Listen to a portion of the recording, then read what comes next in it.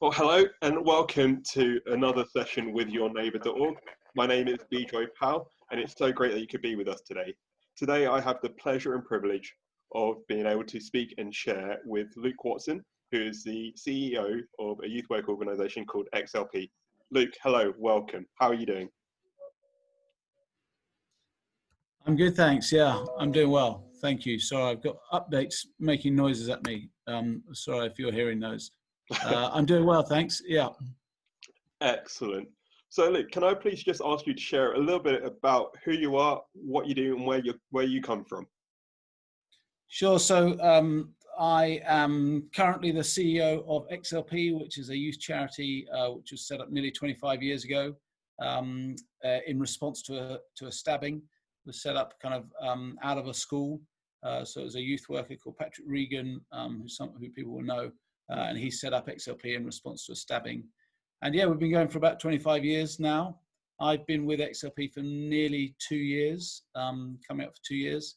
Before that, I worked with young people on a program called SPEAR, which is part of Resurgo, which again, people might know of.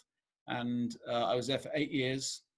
And before that, I was a teacher. So I taught biology for 5 years before that.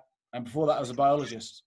So yeah, I don't know how I've ended up here, but I guess through God's leading, I've found myself now working in the youth sector, which is a bit of a difference from where I was, and certainly a long way from the Brazilian Amazon where I used to be a biologist. So that's where I started my career. Yeah.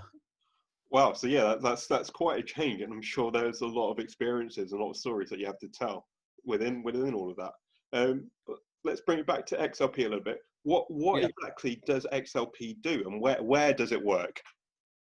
Yeah, so we're in 9 boroughs, around kind of inner city boroughs, so around the city, starting in the north in Camden, Islington, and going down to Southwark and Lambeth. So we're kind of wrapping around the east of the city.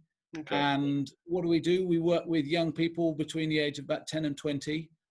We work with some 1,500 young people most weeks, or we did certainly before this time. And we do that in a mixture of settings. So in schools, on their estates, we've got some double-decker buses, which we use as mobile youth centres, which take onto estates. And we do a mentoring program. We use a lot of arts, creative arts and music to engage with young people, as well as sport. And really, I guess we talk about creating positive futures for young people and working alongside young people, not doing stuff for them, but stuff with them, in order to help them access positive futures, overcome some of the disadvantages which they face. And a lot of the emphasis on that has been and is around keeping people in school and out of gangs. And so you'll know that school exclusions have been on the rise and a massive issue, and particularly for certain demographics and certain areas. And similarly, gang involvement, knife crime, gang grooming has been getting worse, and so we work in those 2 areas a lot. And as well as school and exclusions, we're working in pupil referral units and other alternative provision. That's fantastic, and it sounds like there's a lot of creativity in the approaches that you use to try and engage with these young people. So what's the kind of the heart and the vision behind XLP that enables you to have this creativity? Well, I think one of the things we're trying to do is journey with young people. So we're not a short-term program or a short-term project. We're really trying to. Some of the young people we work with we'll work with for maybe 5 or even 10 years. So it's about journeying, and I think youth work is very much about that. It's about getting alongside a young person and being with them for a long time. I think there's some interesting kind of reflections I've had on that since joining. That youth work is quite unique in its skill. That it's really about kind of being there for young people over the long haul, rather than maybe a teacher or a course who kind of puts in is more kind of directed input into a young person, and sometimes for a more structured time or a shorter time. I've forgotten your question. Which was what? Yeah, talking about kind of what was the heart, what was the vision behind XLP? Yeah, and you were talking about creativity a bit. So yeah, that's kind of youth work, and I think we like I say, we want to go to where young people are at, and I think that's part of the vision, is not asking them to come to us, whether that's a church hall or whether it's, you know, another community centre, but it's taking youth work to them. Yeah. And we've always had staff who live on estates where they work or around estates where they work, so that's been really important part of who we are. That enables us to again lead that lifestyle which is alongside a young person. It's not expecting them to come to a building, but actually to go Sure. to where they.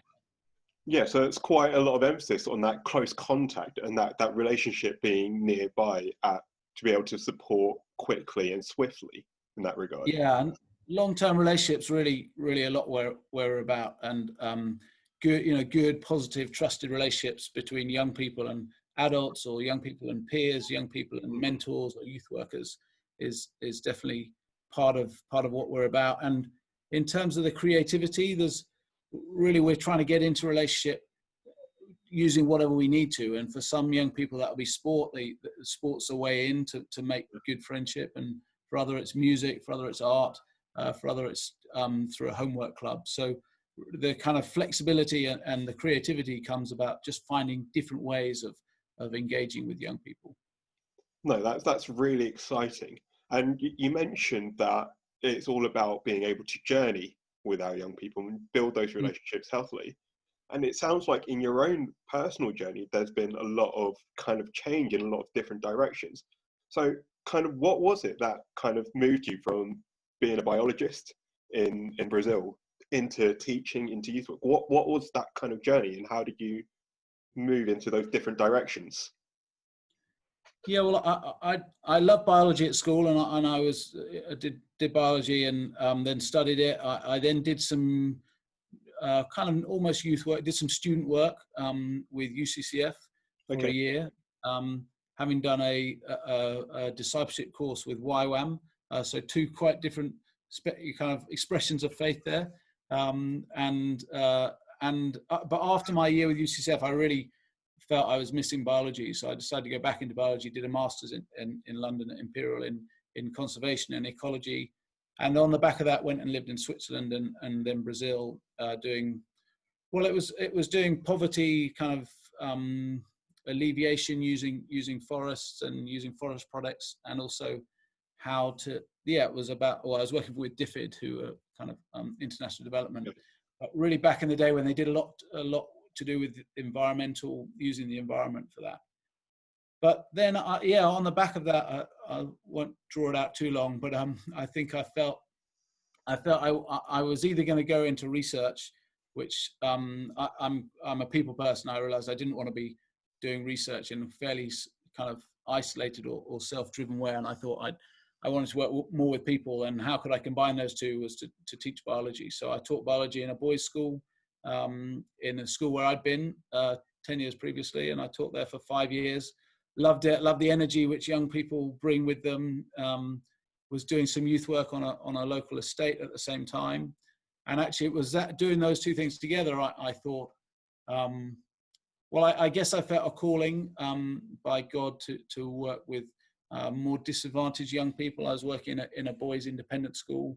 Obviously there's need everywhere, but there was certainly a level of privilege and prosperity there. So I felt quite called out of that and into working more alongside young people from different backgrounds. And I think that was partly to do with working on this council estate. Sorry, this is bad Zoom etiquette. Very bad Zoom etiquette. Turn them. Working with young people on this council estate. And one of the things I noticed when I was doing that was I realized that I was going to have to play a lot of table tennis to get anywhere with the kids I was working with, because we were kind of doing fairly standard youth work, which I enjoyed, but also found I was a bit frustrated at not seeing change fast enough. And so then I went and worked for Spear, and Spear is somewhere between teachers and youth workers, I guess. It's quite a structured course, which worked really well for me as personality-wise. It's working with a demographic of people I felt really kind of called to. and particularly guys, I think, in that, young men, young boys. But just really enjoyed that. But it felt somewhere between youth work and teaching, where it had the structure of teaching, but also the ability to talk about anything. Which I guess when you're teaching photosynthesis, you're really just teaching photosynthesis. It doesn't afford you the opportunity to talk about life, about wider things. Sure. And then from there, I moved to XLP, which felt like it had a very similar vision to Resurgo, in terms of the young people it was trying to work with, or we are trying to work with and are working with. Also, it's a faith-based organization, and so it's got really strong Christian roots, and it grew up out of the church in a similar way that Resurgo and Spear did. Yeah. So I felt that it was quite a similar move. Although what I've noticed being at XLP is just how youth work is, it is quite different, and that what I was saying about the unstructured nature of it. Yeah. Probably, that's why I'm not a youth worker, because maybe I don't have the patience for it. And I see a lot, and I see that in the team, that they really go out of their way to journey with young people, and that they're not so concerned about seeing change immediately. And I think a lot of society is thinking, how do we get change and how do we get fast? And those are good things to think. How do we see transformation in any area of society? But how do we see it happen quickly? Youth workers think, I want to see this happen, and I'm going to do whatever it takes to get there. And the real impact that comes from youth workers is about that longevity, about that relationship, about being there at unusual hours. And in a way, it can be a bit less boundaried and a bit less structured, but that is almost that's their skill, and that's what they bring, which other people aren't able to. Yeah, absolutely. I think you're absolutely right. And one of the biggest tools that youth workers have in their arsenal is time. And time is such a powerful commodity, just to show that you can kind of get alongside these people and develop strong, healthy, long-lasting relationships where it's built on trust, it's built on integrity, and it's built on respect. And that underpins the work that can be carried out. And it brings me back to the time where I personally first heard about XLP. It was at Spring Harvest, and Patrick Regan was sharing at Spring Harvest, and he was recounting the story about how he was talking and having a conversation with the local police on one of the estates and one of the rounds, and the police were saying to him, "Look, Patrick, we need you, because the guys that you are working on your team, they can go and reach those that we call the invisible, the people on the estates who avoid us like the plague, because they don't want to engage with the police and they don't want to engage with the community. But you have that capacity to go into those estates because you can build those relationships that we can't." And it's such a powerful thing to say, actually, there are people who can kind of help be that bridge between the wider community and these hard to reach young people. And so kind of how does your team try and engage with the young people, with those who are vulnerable in our estates, in our communities, that the wider community just simply don't have access to? Yeah, I think a lot of that comes down to trust, and having been there for a long time. If you show up, you set up a project or a program, and then you have to pull it through lack of funding, 6 months later or a year later, then not necessarily, it's not necessarily your fault, but it breaks down trust. And a lot of the young people in a lot of communities we work with are low on trust in the authorities, whether that's local authority, whether it's social workers, whether it's teachers. Not that all those people have done bad things, but just that trust has often been broken for a whole range of reasons. And with the police, trust is easily broken, and there's that mistrust.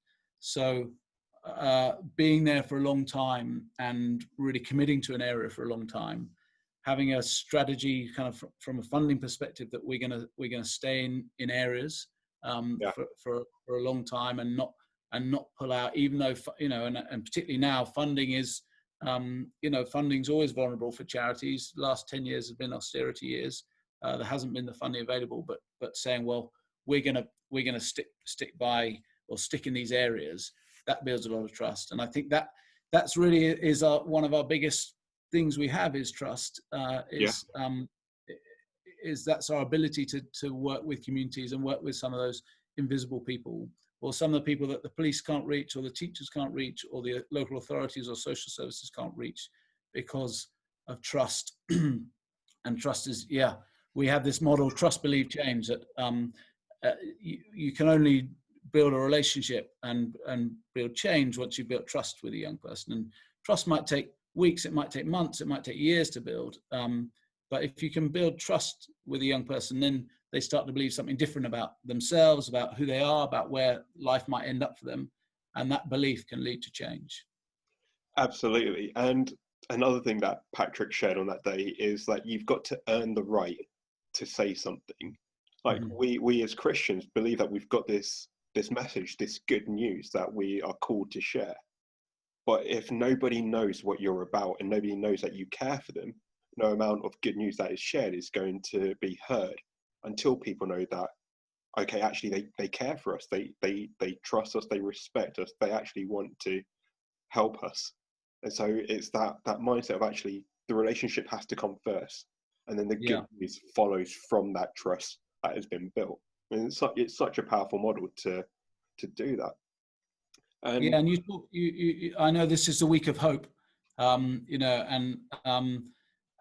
you asked a bit about some of the vision. I guess thinking more kind of big scale about the vision is about bringing hope to those communities. And one of the verses we often talk about is in Hosea 2:15 says, God will make the valley of Achor a door of hope, and something which was kind of seen as a cursed place or a forgotten place or an invisible place, actually being able to be redeemed and turned into a place of hope. And that's what we're hoping to bring is hope to young people.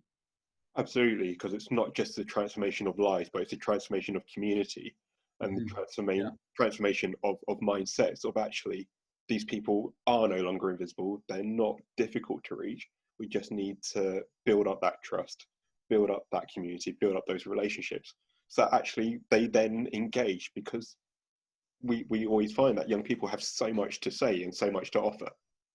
And I was talking to someone earlier, I think we might talk about it in a moment, but we've been talking a lot at work about racism and institutional racism and systemic racism, particularly in response to the George Floyd death and the protests and how that's hitting our communities. But young people have an ability to express themselves in a way which often we don't, and we might find it sometimes difficult to talk about issues or situations or fear of getting it wrong, whereas actually young people have this kind of freshness and this ability just to express where they're at and how they're doing with things. Yeah, absolutely. And you're right. I wanted to mention that you spoke about sometimes there is this distrust or this lack of respect for authority because of history that's gone before, or stories and how people feel treated. In response to all of that, particularly in the rise of the George Floyd death and the Black Lives Matter protest at the start of the month, kind of how have the young people that you engage with responded, and how have you been able to provide support, and what has XLP done through this time? Well, the young people are often very we work with a lot of black communities, or predominantly black communities. We work with a whole range of communities, but a lot of the young people we work with are living in place of poverty, or of people might say a place of disadvantage. And one of those disadvantages for many of the young people we work with is institutional racism, where they are more likely to be excluded from school. They're disproportionately affected by other areas. That we've seen the report on COVID and how it's disproportionately affecting people from the black communities or the BAME communities. And so one of what we're trying to do with young people is just to open up that conversation, help them to discuss it, whether they're black or not, whether they just to engage with the conversation, but also to engage with their pain, for black people particularly, with their experiences, with some of the trauma. I mean, whenever I've spoken in the last year or so before the pandemic started, I was talking about trauma, because so many of our communities that we work with are affected by knife crime, and the trauma of knife crime, either individuals directly affected, having been stabbed or witnessed a stabbing, or a community that's been affected. Then started talking about the trauma of the pandemic, and how, at a cultural level, we're all experiencing some kind of trauma, which will take a long time to wash out, or will continue to affect us for a long time. And then now this as well, and this, isn't new, so I don't want to say that it's a new issue, which clearly it's not. But actually, there's an awareness in society, and for a lot of the young people are dealing, is bringing up past pain. So it's kind of a third level of trauma, which has all kind of come together at the same time. And I think we feel really aware that we need to be upskilled in being able to talk about it, but also we some of the team have clinical supervision. We're thinking, how do we either signpost young people, because we're not trying to be the only solution here. We want to work in partnership with others, with churches, with youth workers, with youth clubs, with the police, with social services. We want to be in partnership, but how can we signpost people to other referrals as they need it, to deal with trauma, or to deal with a specific issue, to deal with mental health. We're certainly feeling we need to be better skilled on mental health, and making sure we're really well skilled on how to engage with this topic of racism, and how to talk to young people well about it, and how to help our volunteers to engage the conversation, whatever the background, but I guess particularly how do we help white people talk about this, where white people often feel uncomfortable, often are well-intentioned, but don't necessarily have the language or the confidence to talk about these issues. How do we help them as volunteers if they've got, say, a young black person that they're working with? So that's kind of with the young people. Like, also, with our team, we've had a lot of internal chats. I'm a white male leading the organization. Patrick was a white male leading the organization. I feel pretty aware of that. We've been having these discussions for about 18 months, really thinking about what that means for us. We want to model internally what we want society to look like externally, and similarly with young people, we want to model relationships and model values that we believe society should have. So we're thinking about that kind of internally as well, and what that means for us. And and I think I'm really grateful. I've got some people around me who are really gracious and really able to have the conversations with me and call me out. I got called out last week, and for not being more explicit about this, and how can we as an organization make sure that just because we had the conversation or we started the conversation doesn't mean we've dealt with it, that we've finally fixed it. This is a conversation we need to kind of keep having. Absolutely, and I think that the key thing is to create the space where these conversations aren't hidden but can be brought back. But the space that needs to be created for it needs to feel like it's safe, so people have that freedom to share without any pressure, and that conversation can then be molded to help people grow together. Because I think one of the things that young people are great at doing is actually creating mess. But when I say that, it's this beautiful understanding of, I just need to be able to bring everything to the fore. And so the thoughts may not necessarily be formed well, but sometimes they're formed really well, but can come across as an attack. But actually it's just an emotion, and it's about saying, that's all okay. Let's bring all of that pain, all of that anger, all of that anxiety, all of that stress, and hold it in a way that actually people can then come in and say, that's really hard, but let's move together in trying to bring about a healing and compassion and a sense of restoration. Because that's what our faith calls us to. That's what that hope is. It's a hope that we can have all of those emotions and not kind of hide behind them, but hold them as what they are, so that actually they can be dealt with together and that we can move forward together. And I think that's one of the keys with how XLP have been working. I think I'm trying not to fanboy too much over the organisation because I'm a very kind of big supporter. But at the same time, we like fanboys. That's great. We'll take that. But I think how I've seen kind of the organisation move forward, and how I saw Patrick work, how I've seen many of your colleagues work, and how I kind of been able to see your heart and the direction that you want to take the organisation, it's so vital to have that relationship first and foremost. That regardless if you're a white person, a black person, an Asian person, whatever, that relationship has to come. And that relationship then gives you the opportunity to speak into somebody's life or to share into someone's life, regardless of whether you feel that you've got kind of that history, but you have that connection to then be able to share. And that's why relationship is so important, regardless of who you are. That underpins kind of the work that we then try and move forward with.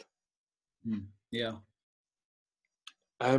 So we've touched a little bit about some of the issues that have come up over the season. Not that they're new issues, but actually they've just come to the fore. We've had this collision of emotions and feelings and history. What are some of the other challenges that kind of have been prevalent with the work that you and the team have been trying to do, particularly kind of before lockdown and also in lockdown? What are some of the challenges that have been presented, as well as the issues around racism and injustice as well? Well, I think lockdown has, it's changed the way. It hasn't changed anything of the heart of what we do, but it's changed everything about the way we do it. And had a huge impact on that. Like everyone else, we put a lot of stuff online. I felt the team did a really good job of doing that quickly, which was great. So which felt important. We certainly wanted to keep our services going because we thought there was. We knew the need wouldn't disappear, even though the money might, and that's obviously a challenge for us and for all charities and for all of society is money at the moment, and thinking how we're going to afford to keep doing what we do. But we just knew we didn't want to stop and pause and wait because trust is so important. We didn't want to come back in September or November or January and say, okay, we're back. And for people to ask, well, where have you been? And so we knew there was a need. I think the challenges of doing stuff online are, multiple, but simple ones are you're not doing stuff in groups, and peer accountability or peer kind of, I want to say pressure, but just learning from each other as young people is as important as learning from a youth worker. So everything we're doing, or a lot of what we're doing, is one-to-one. If you're doing that online, then you're missing some of the nuances, or it cuts out just when you're in the middle of a conversation. Did he hear me? Did he hear what I said? Or is he upset and he had heard me, but he's just not responding? Right. So the kind of nuances of really good youth work are lost a bit online. Yeah. It's also given us some opportunities. We've definitely learned some. We're doing some gaming stuff. There's a kind of group of gamers, young people who are involved in gaming, who've never really engaged with us because we're not kind of pure gaming, and people in the gaming community, which I'm not, but seem to be very.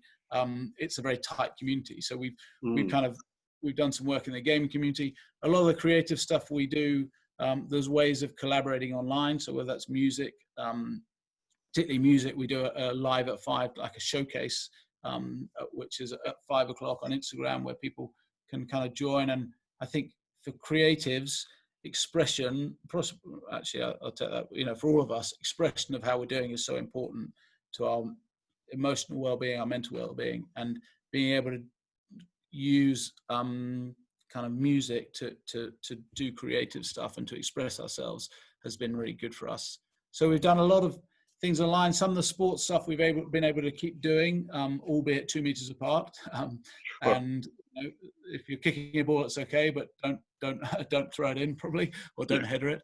So we've done, and the mentoring, the mentoring which we would normally do has all gone online.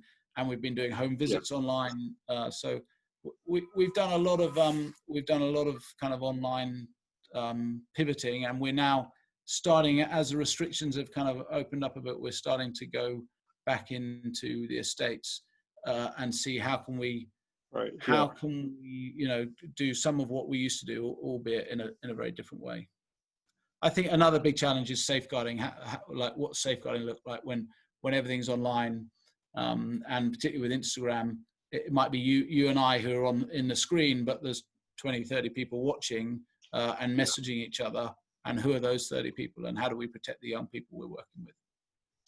Yeah, no, definitely. That's it. That has been one of the challenges, is looking at actually the whole safeguarding model has to be kind of reshaped and recreated, so that there is stronger controls on who can view what young people are sharing. Because again, like young people can be in a vulnerable situation.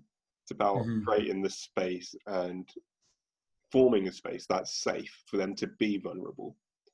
I think there are a lot of useful tools that are out there to kind of help mold that, and a lot of churches have been doing some great work in providing some resources to look at how that can be done. I know the Methodists, the Anglicans, and the Baptists have certainly produced some great guidelines and feedback that has been shared across wider churches about how that can be done effectively. And so it's good to know that if you are kind of having issues around safeguarding or concerns around safeguarding, you're not alone. Then there are resources out there to help equip you. But that shouldn't kind of put you off doing these things. And that's certainly something I've seen, is that like you say, the sharing of resources. There's been a lot of sharing in this time. People have shared a lot of those type of resources and opened up things, which has been great for lots of organizations. Definitely. And it comes back to that idea of collaboration. Like, we're not supposed to be doing these things isolated. We are supposed to be working together. And this is just an opportunity for us to signpost. If we aren't doing something, but we know somebody who is, let's signpost people to that, so that actually they're getting the support that they need. And we're not in a position where we're reinventing the wheel, but actually we are looking at how can we work together in this time. On that note, where do you feel the churches have a responsibility or can work with the work of XLP?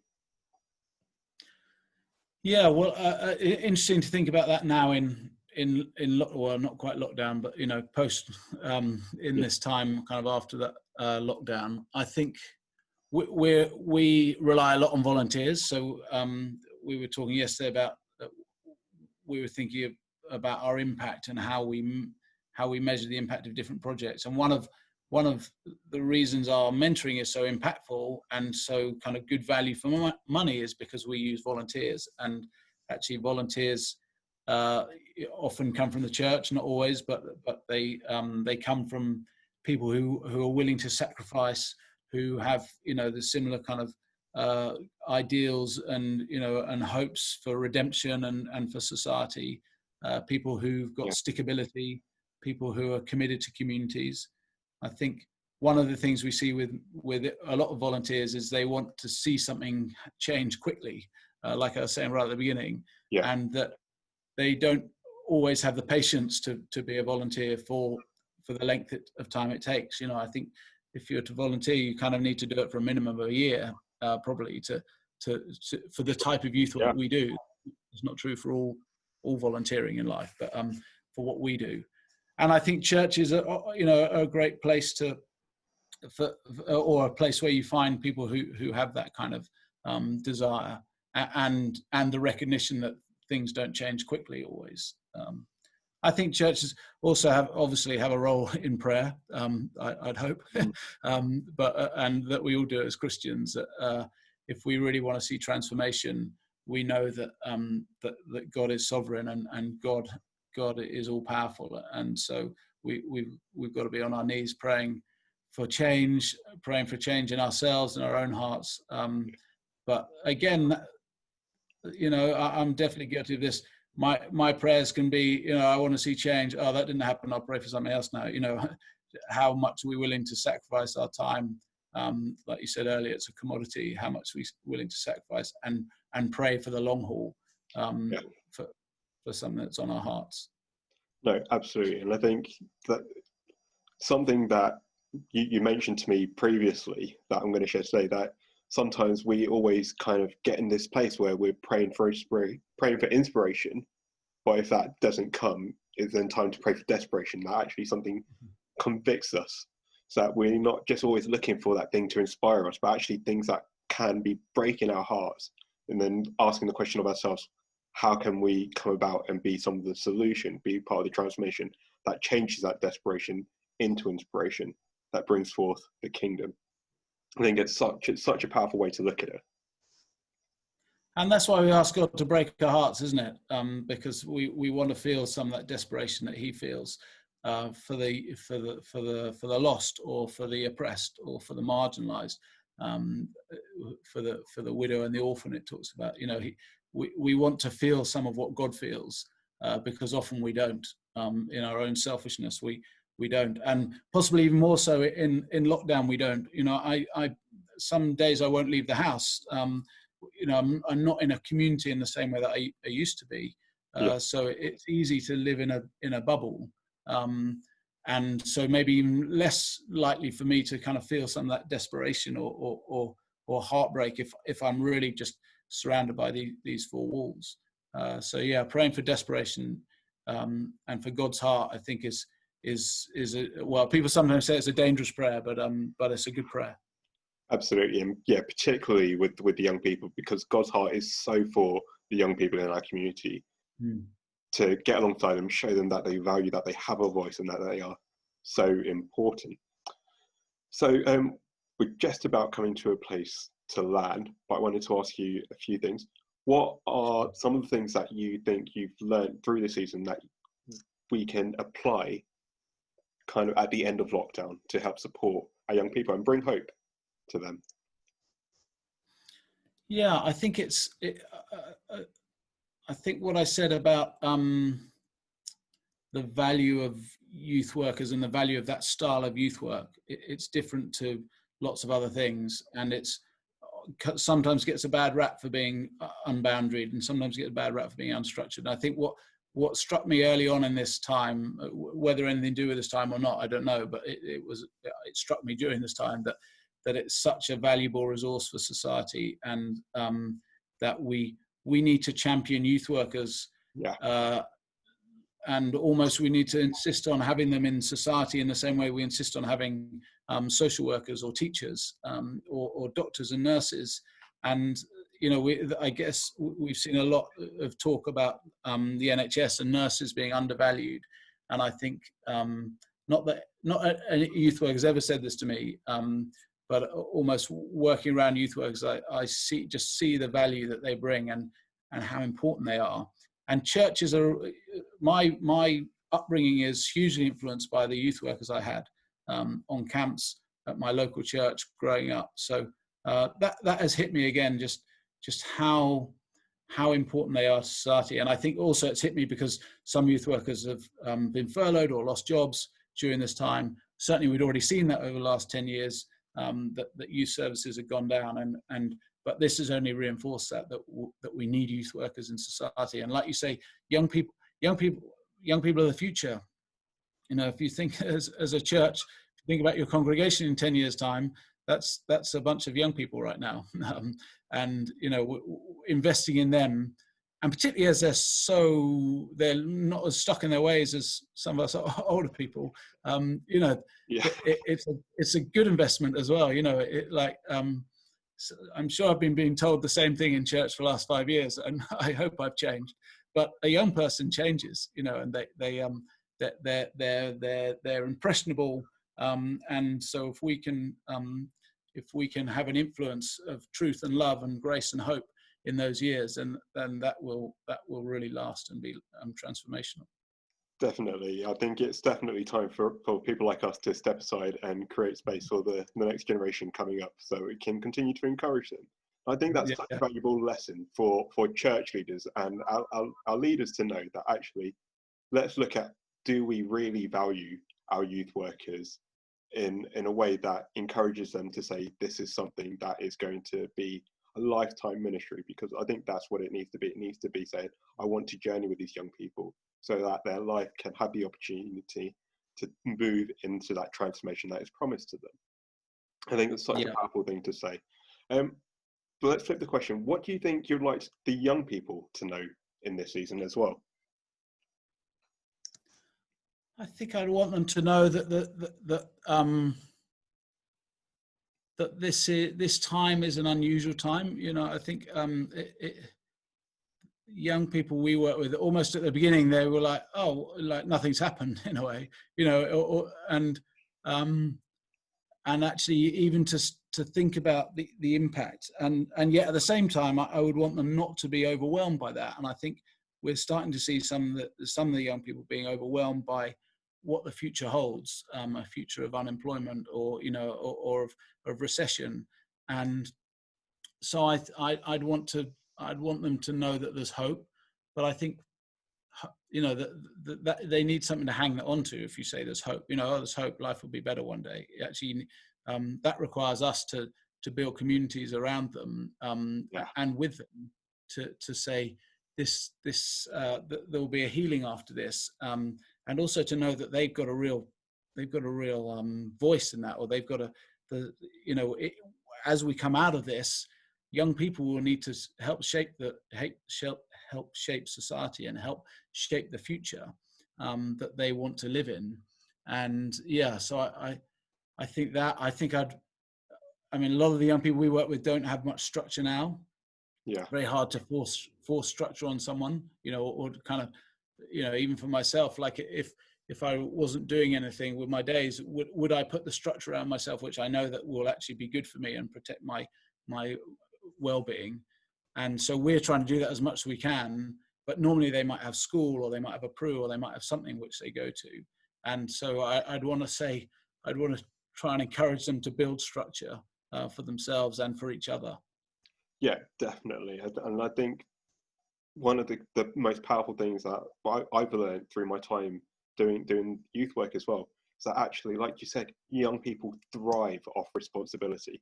So if we give them that responsibility to grow, they can actually show what they can do with that, and just show how much they're able to grow, and to provide that structure where we as community, we as the church, we as youth leaders can be encouraged and say, actually, yeah, that's why I'm investing in these people. That's why I'm willing to give them my time, because I can see the potential, and then encourage them to see that in themselves. It's such a powerful thing. Okay, Luke, can I please ask you to pray with us as we close? Sure. Yeah, love to. God, we thank you. We thank you for all that you are. We thank you for the hope that you have brought us through Jesus, through your Spirit. Thank you that you sent your Spirit down, that we might know you, might have life in you, might know life in all its fullness. We thank you that you died to enable that, and you when you rose to life, you raised us up into heaven. Thank you that we sit with you in the heavenly realms because of your grace, and thank you that because of that we are called your sons and your daughters and your children. And thank you that we have access. We can come to you with great confidence that you're not only there when things are terrible, but that you're always with us. That you're not a last resort. You are every resort. And we pray, God, for this nation. We pray for young people growing up in it. We pray that you will inspire us to help bring change, to bring justice, to bring healing, to bring mercy to this nation. And we also pray, God, we say we're willing to be made willing. So help us, God, to be those people who will pray, who will seek the healing of the land. Amen. Amen. Well, Luke, thank you so much. It's been great speaking with you and sharing with you and hearing about your heart and the direction that XLP are moving in. Guys, I thoroughly recommend you to check out the work that XLP are doing within London. It's some fantastic work, and there's some great resources and great tips. to help equip the work that the church needs to do in its communities to build that relationship, to build that trust, and to bring forth that hope that transforms lives. So again, thank you very much for your time. Pleasure. Really nice to chat. No worries. Please continue to check out yourneighbour.org for more resources on how churches can be equipped and encouraged to serve in their local community. All right, everyone, take care. God bless.